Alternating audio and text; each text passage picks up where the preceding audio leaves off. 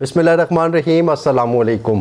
मैं हूं मुतीब अहमद और नाज़रीन आप देख रहे हैं प्रोग्राम इलेक्शन सेल। नाज़रीन ये इलेक्शन सेल के प्रोग्राम की सीरीज़ का आज एक नया प्रोग्राम है। इसमें हम कुछ इंटरनेशनल इश्यूज़ जो कि बड़े बर्निंग इश्यूज़ हैं उन पे भी बात करेंगे और उसके बाद हम लोग लोकल पॉलिटिक्स पे बात करेंगे। मेरे साथ मेरे मेहमान रिस्पेक्टेड गेस्ट मौजूद हैं। कारी राशिद साहब मौजूद हैं जो कि सीनियर एनालिस्ट हैं।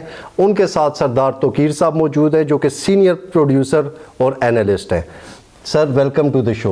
Thank you so much.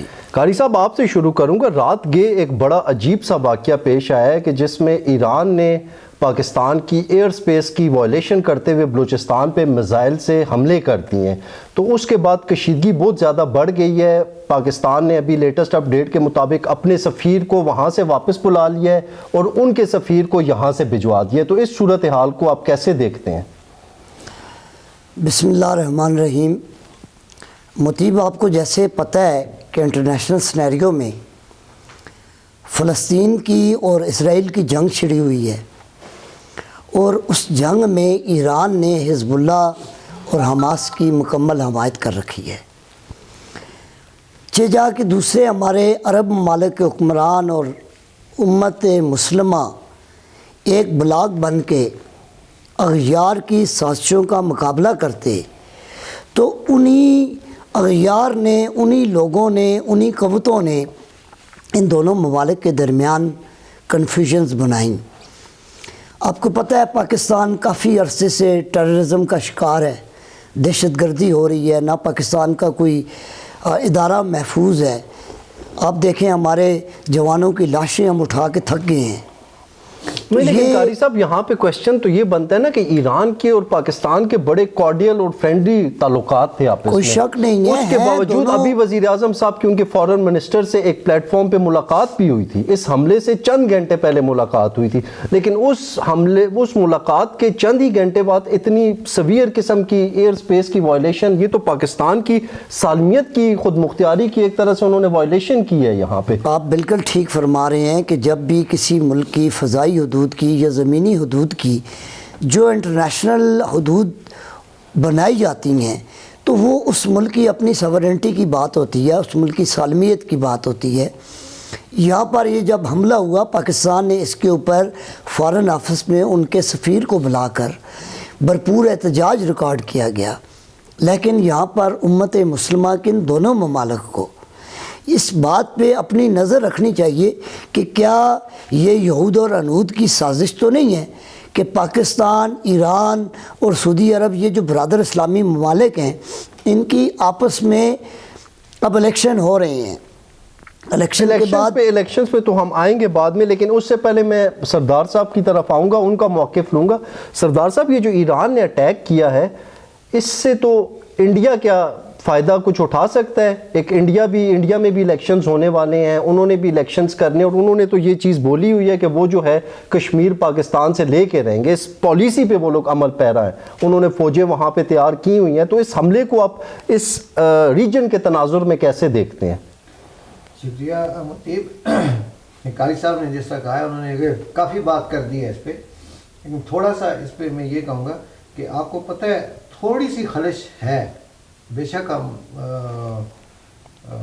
दोनों इस्लामी मुल्क हैं, लेकिन कुछ ना कुछ कहीं ना कहीं थोड़ी सी वो है कि आप देखें ना, जब हमारी ये गवादर एयरपोर्ट बनी तो उसके बाद इंडिया ने क्या किया, ईरान के साथ मिलकर चाबहार में, भिखारी साहब जी चाबहार में भारत के साथ मिलकर उन्होंने, हालांकि वो उनको कॉस्टली भी पड़ता है, लेकिन इसके मुकाबले में ईरान क्या था, अगर उस वक्त होती है ऐसी बात हो रही तो ईरान क्या था ना हिंदुस्तान को कि भाई मैं आपके साथ मिल के ये क्या हो रहा है ना।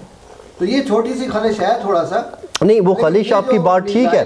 देखें, इन्होंने बोला कि दहशतगर्द वहाँ पे मौजूद थे, हम लोगों ने उनको टारगेट किया है, लेकिन इनकी हॉटलाइंस भी मौजूद हैं, मिलिट्री टू मिलिट्री इनके आपस में कॉन्टेक्ट्स भी मौजूद हैं। तो ये एक दूसरे से इंफॉर्मेशन शेयरिंग की बेसिस पे भी इस चीज़ को कंडक्ट कर सकते थे। डायरेक्ट अटैक करना, सारा कुछ होता है, लेकिन इसमें अब थोड़ा दिन और गुजरेंगे तो फिर कोई हकीकत तो जो सही बात है वो सामने आएगी। अभी तो जो फर्दर हमारे दफ्तर खारजा ने जिस तरह से उनको जो उनका वो सफारतकार उसको तलब किया है, एहतजाज किया, उनको वापस भिजवा दिया, अच्छा उनको वापस भिजवा जी, दिया वापस। और अपने को बुलवा अब लिया। अपने को तो उन्होंने वापस ला लिया। तो फर्दर यही हो सकता था। बिल्कुल आगे ठीक है। अभी देखेंगे कि वो इंटेलिजेंस शेयरिंग पे क्या हुआ था, क्या बातचीत हुई थी, किस वजह से ये चीज़ आई बीच में, क्योंकि साजिश भी तो होती है ना। बिल्कुल ठीक ये भी है, बात है। ठीक है जी। हम फिर भी इस हमले की भरपूर मजम्मत करते हैं जी, मजम्मत करते शदीद हैं अल्फाज में मजम्मत करते हैं, ठीक है। ये एक इंटरनेशनल इशू है और पाकिस्तान एक इंडिपेंडेंट और एक एटॉमिक पावर है, तो बाकी जितनी भी रियासतें हैं उनको बड़ा सेंसिबल और मोहतात तरीके से और एक डिसेंट तरीके से बातचीत के ज़रिए मसलों को हल करना चाहिए। सर थोड़ा सा पॉलिटिक्स की तरफ आते हैं। कारी साहब, ये जो पीटीआई के वकला पे सवालिया निशान लग गया है कि इनका जो केस चला था वो इंतखाबी निशान के हवाले से, कहा यह जा रहा है कि तस्वीर का दूसरा रुख ये है कि ये सुप्रीम कोर्ट में कोई भी डॉक्यूमेंटेशन, कोई भी जस्टिफिकेशन अपने इलेक्शंस के हवाले से उस तरह से अपने केस को डिफेंड नहीं कर सके और पेश नहीं कर सके। तो आप क्या समझते हैं कि इमरान खान को और पीटीआई को एक बहुत बड़ा नुकसान वकला की वजह से हुआ है, उन वकला जो उनकी टीम का हिस्सा है? मोतीब, सबसे बड़ी बात यह है कि चीफ जस्टिस फायज़ ईसा से पहले जो पिछले चीफ जस्टिस साहब थे, उनकी हमदर्दियाँ एज़ कंपेयर टू फायज़ ईसा के पीटीआई के लिए वो नरम गोशा रखते थे। और ये आपने देखा कि ये ऑन रिकॉर्ड है, लाइव टेलीकास्ट हुई तमाम कार्रवाई, और वो पीटीआई के वकला से एक ही क्वेश्चन करते रहे कि आप कोई प्रूफ ले आए। अगर अकबर एस बाबर को आपने पार्टी से निकाल दिया है तो उसका कोई लेटर ले आए। अगर आपने नॉमिनेशन पेपर्स की फ़ीस ली है तो उसकी कोई एविडेंस दे दें। आपने कहीं पे वोटिंग करवाई है या कोई, देखिए क्वेश्चंस जो हैं पीटीआई के वकला को तैयारी के साथ जाना चाहिए था ना। ये कोई मामे चाचे की अदालत तो नहीं है, ये सुप्रीम कोर्ट ऑफ पाकिस्तान है। यहाँ पर रूल्स, रेगुलेशन और लॉ की बात होगी। बिल्कुल तो ठीक जब लॉ की बात आएगी तो आप कोई ऐसी नज़ीर लॉ को कोर्ट ऑफ लॉ में प्रॉपर्ली प्रिपरेशन करके जाना चाहिए था। जी, सरदार प्रॉपर साहब, तैयारी होनी चाहिए। चीफ जस्टिस ऑफ पाकिस्तान के खिलाफ सोशल मीडिया पे एक कैंपेन चल रही है, जिसमें ट्विटर हो गया, फेसबुक हो गया, ये जितने भी सोशल मीडिया के प्लेटफॉर्म्स हैं उन पे एक कैंपेन चल रही है। तो इस कैंपेन की क्या वजूहत है और इसको आप कैसे देखते हैं? मुझे पहले तो थोड़ा सा कारी साहब ने अभी बात की है कि इससे पिछले जो चीफ जस्टिस थे वो ही नरम गोशा रखते थे। मैं रास्ता इनसे इख्तलाफ करूँगा कि मेरे ख्याल में ऐसी बात नहीं थी। अगर ऐसी बात होती तो फिर जब अदम एतमाद हो रहा था तो यही बंदयाल साहब थे जब रात को 12 बजे सुप्रीम कोर्ट, अभी जुर्म हुआ नहीं था लेकिन ये कोर्ट खोल के बैठ गए थे कि भाई अभी जुर्म होने वाला है और उस पर सज़ा देंगे। ये नरम गोशे वाली सुप्रीम कोर्ट चीफ जस्टिस लोग जो होते हैं ये इस तरह ज़ाहिर नहीं होने देते कि अब हम नरम गोशे। अभी जो फायज़ ईसा साहब के इन कैंपेन कैंपेन जो ये चल रही है ये बहुत अच्छी बात है। उस दिन हम देख रहे थे हम ना। अच्छा, ये अच्छी बात है, अपनी बिल्कुल अच्छी बात है।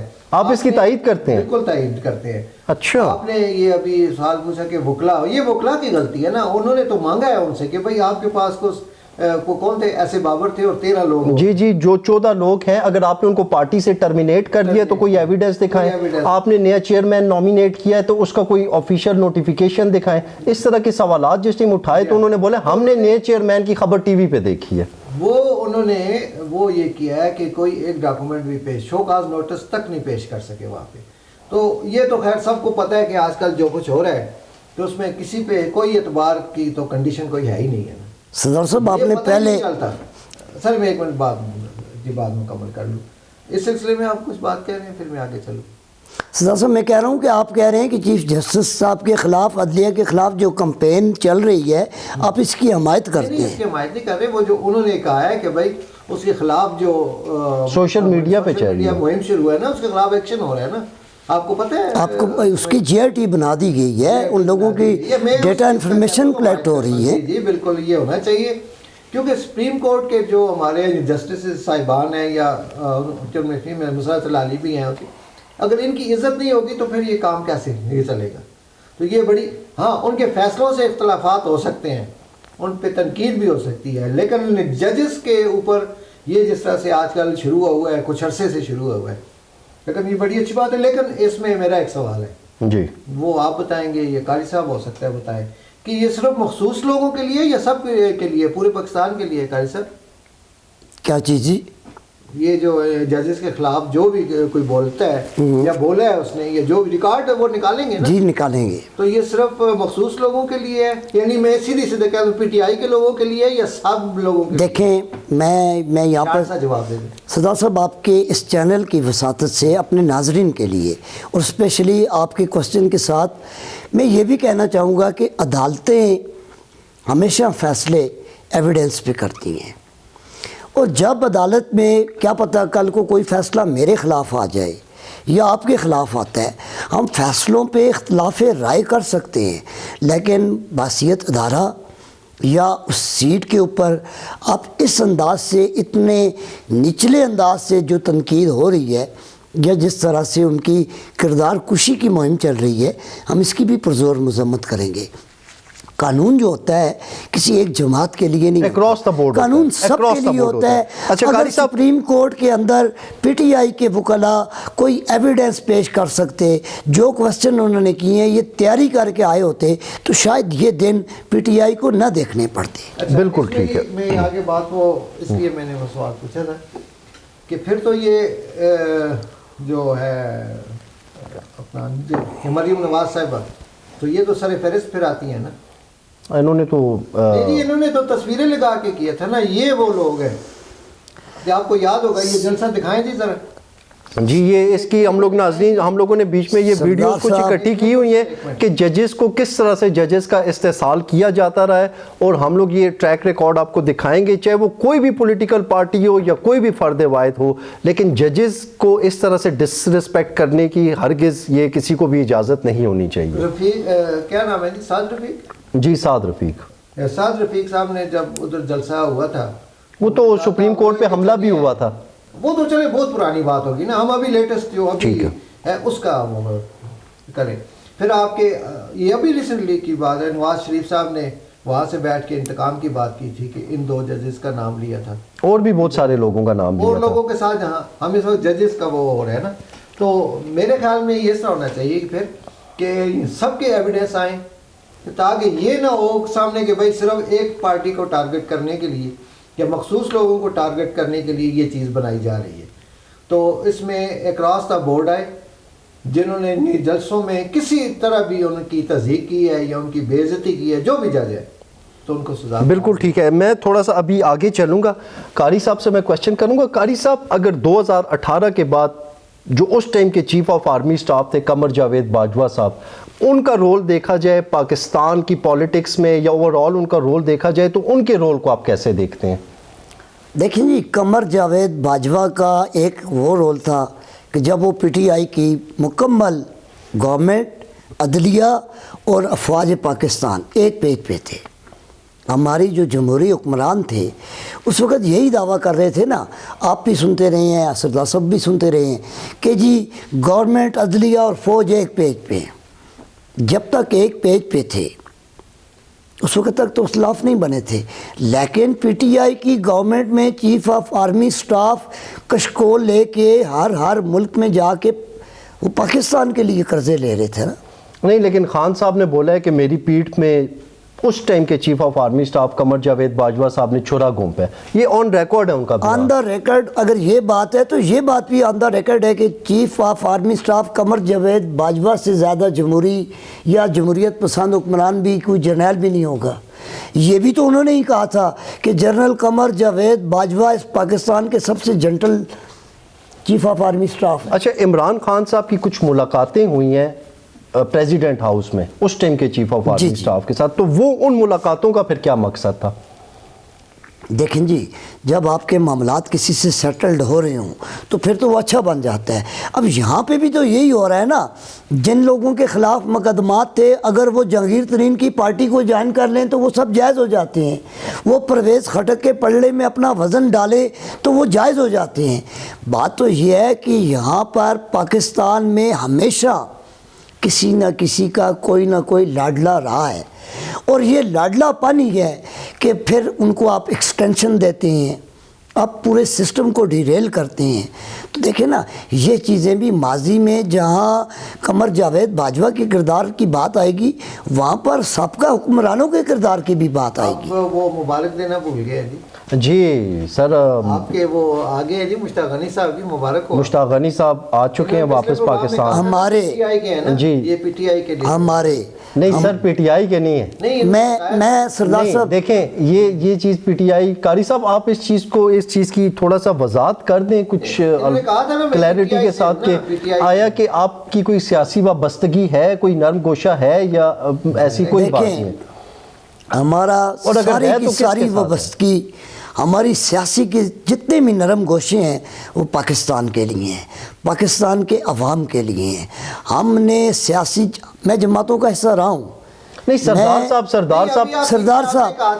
صاحب آپ نے پوچھا تھا, آپ نے ایک غلط الزام میرے اوپر لگایا تھا کہ آپ نون, میں نے کہا میں نہیں سردار صاحب کے کہنے کا مطلب یہ کہ پاکستان میں بہت سارے سیاستدان ہواؤں کے رخ کو دیکھ کے اپنا وہ ہم ہواؤں کا رخ دیکھ کے کبھی بھی تبدیلی کی اس طرف نہیں آئیں گے. اگر ایسی بات ہوتی تو جب مسلم لیگ نون برسر اقتدار تھی, پیک پوائنٹ تھا, میرے استاد میرے بڑے بھائی سردار مہتاب خان وزیر اعلیٰ تھے, ٹھیک ہے, اس وقت مسلم لیگ نون کی گورنمنٹ تھی, ہم ڈیورنگ گورنمنٹ اس کو چھوڑ کے پی ٹی آئی کے ساتھ آئے تھے, مگر اس وقت ہم ایاک نعبدو و ایاک نستعین کے نعرے کے پیچھے آئے تھے. ٹھیک ہے, آپ کی وہ اس بات وقت ہم اس لیے آئے تھے کہ پاکستان کی سالمیت خودی اور اس کے نوجوانوں کے مستقبل کے لیے آئے تھے.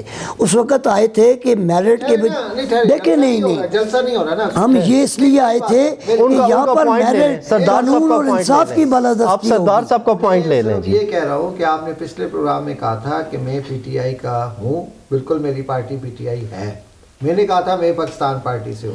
میں صرف اس لیے آپ کو مبارکباد دینا چاہ رہا تھا کہ میں نے سردار صاحب آپ کے لیڈر مشتاق غنی صاحب 6 مہینے پتہ نہیں کہاں گئے رہے, اس کے بعد سردار صاحب میں یہاں پر یہ بات بھی آپ کے نالج میں لانا چاہتا ہوں. مشتاق غنی صاحب آئے ہیں, انہیں عدالتوں کا مقدمات کا ان کو فیس کرنا چاہیے, ٹھیک ہے, ان کی راہداری ضمانت ہے 22 جنوری تک, اور پشاور ہائی کورٹ 5 فروری تک ہوگی.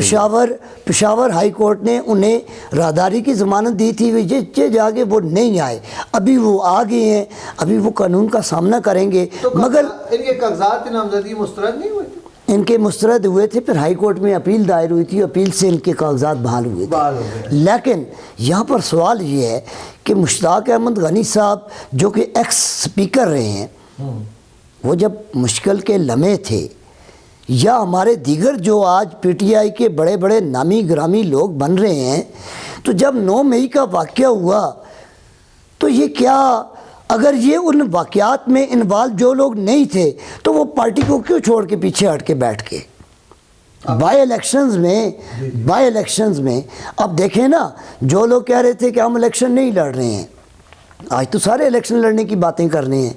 یہ ہم یہاں پر یہ وضاحت کریں کہ کم از کم جب سپیکر صاحب اندر ریکارڈ بات ہے نا, وہ اب بھی سپیکر ہیں, جب تک نئی اسمبلی کا قیام عمل میں نہیں آئے گا, سپیکر صاحب تو سپیکر ہیں, وہ کسٹوڈین آف ہاؤس ہیں. آپ کے کہنے کا مطلب یہ ہے کہ مشتاق غنی صاحب بھاگ گئے, اس وقت بھاگ گئے تھے, اس وقت تو بھاگ گئے تھے, اس وقت بھاگے ہیں نا, میرے کہنے کا نہیں, یہ ساری دنیا کہہ رہی ہے کہ سب مشکل کے لمحوں میں پارٹی کے ورکروں کو دیکھیں نا.